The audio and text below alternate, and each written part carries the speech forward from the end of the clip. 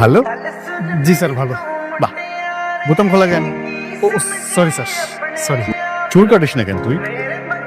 Sir. আসলে আমার চাচাতো নানি মারা গেছে তো। এই জন্য সময় পাস নাই, তাই না? জি স্যার। আরে যা, সামনে গিয়ে দাঁড়া। স্যার এইবার মতো আমাকে ক্ষমা করে দিন স্যার। যাবে নাকি? যা। কিরে, এগুলো কি সুন্দর করে রাখা যায় না? হ্যাঁ, জঙ্গলের মতো করে রাখছি। ওয়ালাইকুম আসসালাম। স্যার সব ঠিক আছে না স্যার? একদম হ্যাঁ একদম ঠিক আছে। বরাবর না? বরাবর। জি স্যার বরাবর বরাবর। যা, সামনে যা। যাইতে হবে স্যার। ইচ্ছে করছে না, না? থাকি স্যার। থাকবি? কেমন কেমন সোজা কান ধরে দাঁড়া থাকবে এখানে। কিরম তাতে নখ কাটছিস? কই না তো, আমার নখ এমনি কাটছে। কে কেমন লাগে? হাত সামনে আনো দেখি।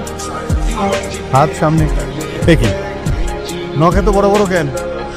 বাঘ হইতে চাও নাকি? হ্যাঁ, স্যার আসলে সামনে খালাতো বোনের বিয়ে তো, তাই এই সপ্তাহে নখ কাটা হয়নি। সামনের সপ্তাহে অবশ্যই নখ কেটে ফেলবো। সামনে সপ্তাহে অবশ্যই কেটে ফেলবো।